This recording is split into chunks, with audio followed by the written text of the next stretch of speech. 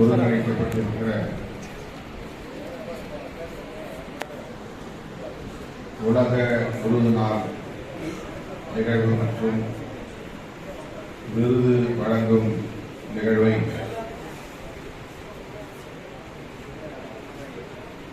தலைமை வகித்து சிறப்பித்துக் கொண்டிருக்கிற இந்த இயக்கத்தின் தலைவர், தமிழ்நாடு மாநில தலைவர் டாக்டர் முகமது உபைதுல்லா பேக் அவர்களே, இந்த நிகழ்வில் பங்கேற்று இதனை சிறப்பித்துக் கொண்டிருக்கிற நிறைவாக நம்மிடையே உரையாற்றவிருக்கிற இந்திய யூனியன் முஸ்லீம் லீக் கட்சியின் தேசிய தலைவர் பெரும் மதிப்பிற்குரிய பேராசிரியர் ஐயா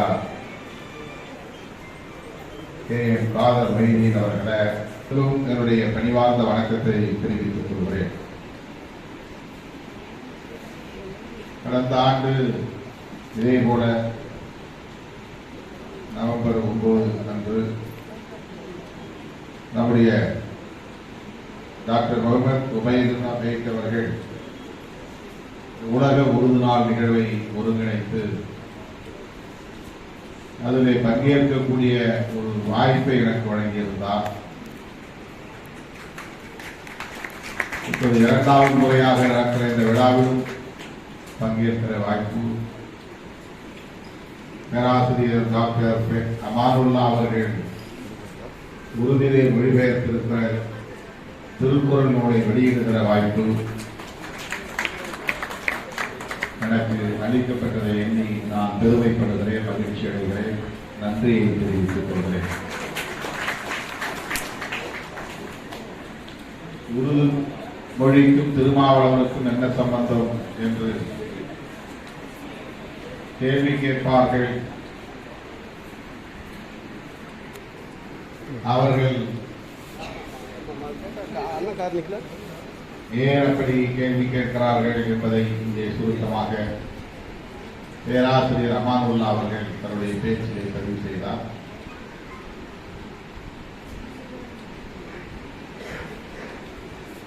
உலகம் முழுவதும் மனிதர்கள் வெவ்வேறு மொழிகளை பேசினாலும் அனைவரும் மனித குலத்தை சார்ந்த ஒரே குடும்பம்தான் என்கிற உணர்வை நமக்கு மாமனிதர்கள், மகான்கள் உருவாக்கி தந்திருக்கிறார்கள். நபிகள் நாயகமாக இருந்தாலும், இயேசு பெருமான் அவர்களாக இருந்தாலும், கௌதம புத்தராக இருந்தாலும், ஏன் இன்றைக்கு நாம் வெளியிட்ட நூலை, திருக்குறளை படைத்த ஐயன் திருவள்ளுவனாக இருந்தாலும், யாவும் ஊரே யாவரும் கேளீர் என்கிற பொன்மொழியை இந்த மண்ணுலகுக்கு வழங்கிய மனோன்மணி சுந்தரனார் அவர்களாக இருந்தாலும், நமக்கு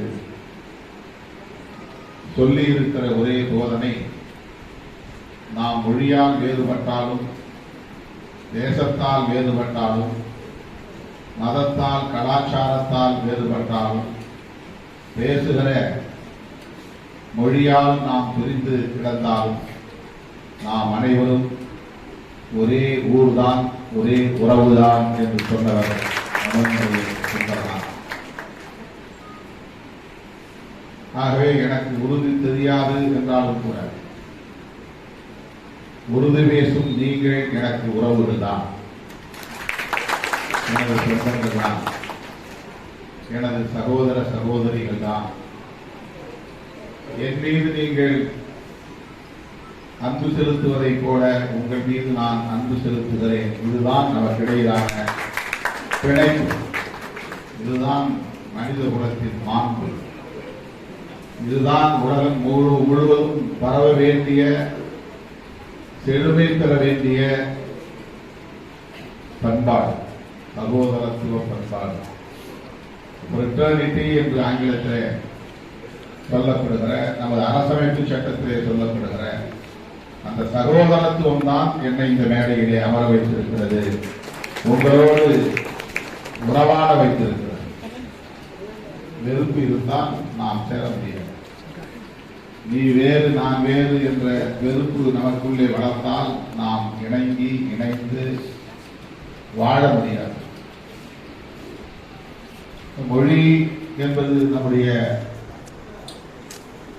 வாழ்விலிருந்து தோன்றிய ஒன்று என்றாலும் கூட, மொழி நம்முடைய கலாச்சாரத்தின் விளைச்சல் என்றாலும் கூட, மொழி நம்முடைய அறிவின் வளர்ச்சியில் இருந்து வெளிப்பட்டிருக்கிற ஒன்று என்றாலும் கூட, மொழி நமக்கான தேவைகளின் அடிப்படையில் நாம் உழைக்கிற உழைப்பிலிருந்து உழைத்தது என்றாலும் கூட, மொழி நம்மை பிரிப்பதற்காக உண்டானதல்ல. அதுதான் அடிப்படையானது. நம்மை பாகுபடுத்துவதற்காக உண்டானதல்ல. அதுதான் அடிப்படையானது. மனிதகுலம் ஆங்காங்கே தன்னுடைய தேவைகளுக்கான வாழ்வாதாரங்களை நாடி செல்வதும் தேடி செல்வதும், ஒரே இடத்தில் நிலைத்து வாழ்வதும் தவிர்க்க முடியாதவை. அப்படி புலம்பெயர்ந்து போய்கொண்டே இருக்கிற மனித குலம், மனித குழு அல்லது ஒரு கூட்டம் ஒரு நில வரையறைக்குள்ளே தேங்கி நின்று விடுகிற போது, அவர்களுக்குள்ளாக பேசுகிற மொழி அவர்களோடு அவர்களுக்குரியதாகவே நின்று விடுகிறது, நிலைத்து விடுகிறது. அப்படித்தான் பல்வேறு மொழிகள் இந்த மண்ணிலே தோன்றுகின்றன. ஒரு மொழியிலிருந்து இன்னொரு மொழி தோன்றுகிறது. நாம் பேசுகிற தமிழ் தோன்றுகிற போது இப்படி ஒரு நீண்ட நெடிய நாகரிகம் உள்ள பண்பாடு உள்ள ஒரு இனம் அதை இன்னொரு இனத்தோடு கலந்து அதை பாழ்படுத்திக் கொள்ள விரும்பவில்லை என்று எண்ணுகிறவர்கள் உண்டு. அதனால் இனக்கலப்பு நேரக்கூடாது என்ற வரையறைகளை ஏற்படுத்திக் கொண்டார்கள். சாதி கலப்பு நேர்ந்துவிடக் கூடாது என்ற வரையறைகளை ஏற்படுத்திக் கொண்டார்கள். ஆனால் அந்த வரையறைகளை எல்லாம் தாண்டி இனக்கலப்பும் சாதி கலப்பும் இந்த மண்ணில் நடந்து கொண்டேதான் இருக்கிறது. மனித குல வளர்ச்சி, நாகரிக வளர்ச்சி, இந்த கலப்பு என்பது தவிர்க்க முடியாது. ஆகவே இன்றைக்கு இந்தியாவிலே பேசப்படுகிற இந்தி மொழியும் உருது மொழியும் ஒன்றே போல் தோன்றும். உருது மொழியும் அரேபிய மொழியும் ஒன்று போல் தோன்றும். இதற்கு என்ன காரணம்? மனிதன் ஒரு இடத்திலிருந்து இன்னொரு இடத்திற்கு புலம்பெயர்கிறான். அவன் ஒரே இடத்தில் நிலைத்திருப்பதில்லை. ஒரு குழு ஒரே இடத்தில் நிலைத்திருக்க விரும்பினாலும் கூட அதிலிருந்து சிலர் வெளியேறுவதும் புலம்பெயர்வதும் இன்னொரு இனத்தோடு கலப்பதும், அவர்கள் பேசுகிற மொழியும் இவர்கள் பேசுகிற மொழியும் கலந்து புதிய மொழி உருவாவதும் தவிர்க்க முடியாது. ஆகவே எந்த மொழிக்குள்ளே நீங்கள் தேடி பார்த்தாலும் உருது சொற்களை தேட முடியும். எந்த மொழிக்குள்ளே நீங்கள் தேடி பார்த்தாலும் தமிழ் சொல்லை தேட முடியும். எதிலிருந்து எது உருவானது என்பது மனிதகுல வரலாற்றின் குரோனாலஜிக்கல் ஆர்டர் என்கிற அந்த காலவரிசைப்படி பார்க்கிற போது ஓரளவுக்கு உணர்ந்து கொள்ள முடியும். எனவே மொழி நம்மை குறிப்பதற்கு நாம் இடம் கொடுக்க கூடாது. மொழியின் பெயரால் பாகுபாடு கூடாது.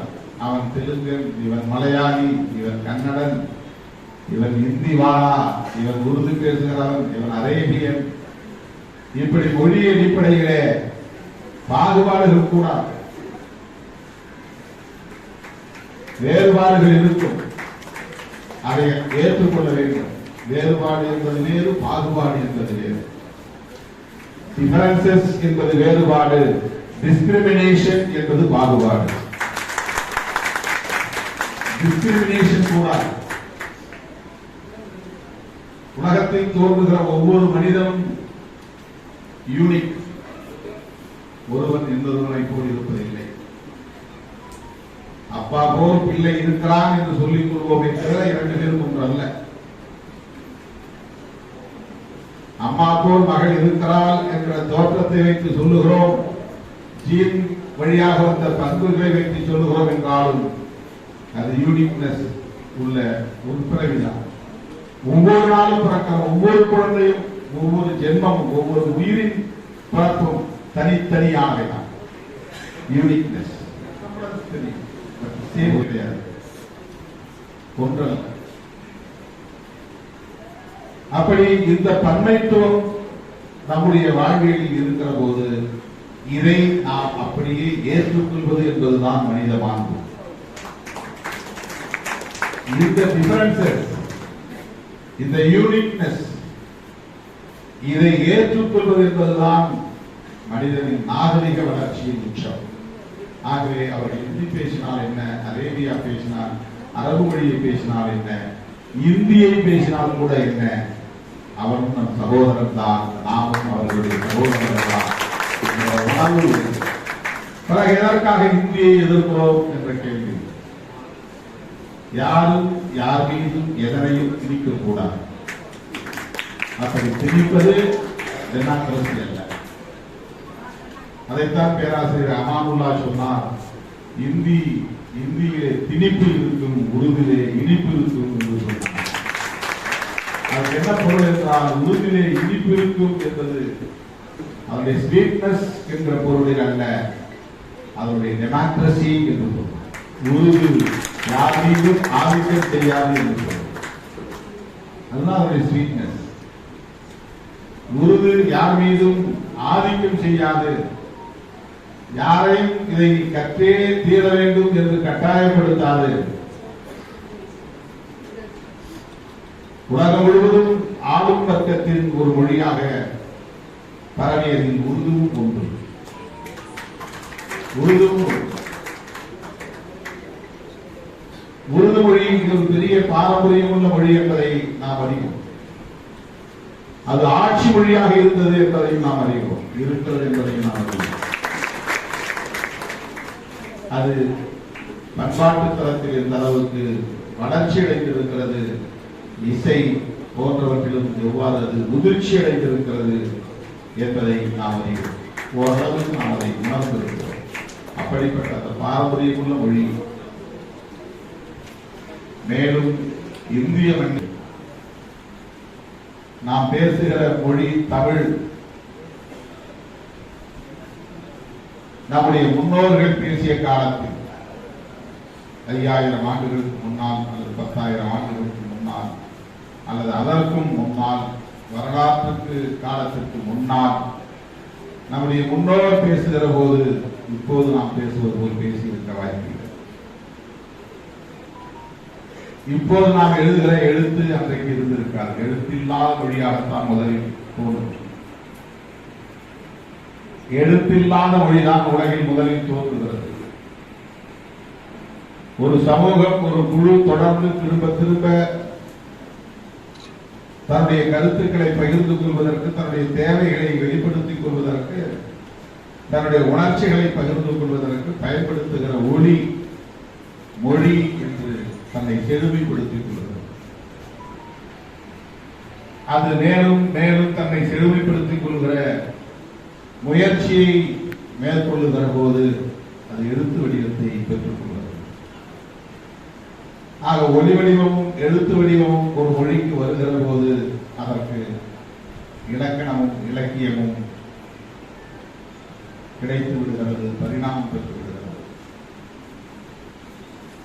இப்படித்தான் உலகில் ஒவ்வொரு மனித குழுவாக வாழ்ந்த காலத்தில் தங்களுக்கிடையே கருத்துக்களை பகிர்ந்து கொண்டதன் அடிப்படையில், உணர்ச்சிகளை பகிர்ந்து கொண்டதன் அடிப்படையில் தங்களுக்கான மொழியை அவர்கள் உருவாக்கிக் கொள்கிறார்கள்.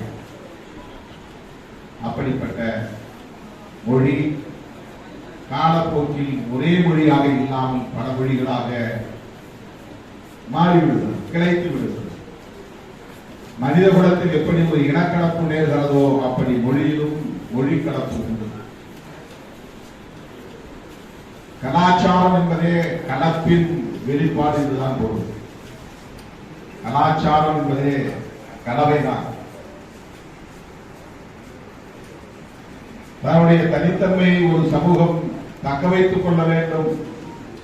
தன்னுடைய உழைப்பால் தோன்றிய, அறிவால் தோன்றிய தனித்துவத்தை தக்க வைத்துக் கொள்ள வேண்டும் என்று போராடுவது உலகம் முழுவதும் நடந்தாலும் கூட அந்த தனித்துவத்திற்கான போராட்டத்தை தாண்டி மொழி கலப்பை பெறுகிறது.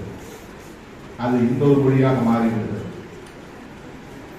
என் இனம் வளர்ச்சி பெற வேண்டும், அது வலிமை பெற வேண்டும், அது செழுமை பெற வேண்டும் என்ற நல்ல நோக்கத்தோடு நம்முடைய அன்பு சகோதர சகோதரிகள் இங்கே களப்பணி ஆற்றி வருகிறார்கள் என்பதை விருதுகளை பெற்றதிலிருந்து நம்மால் அறிந்து கொள்ள முடிகிறது.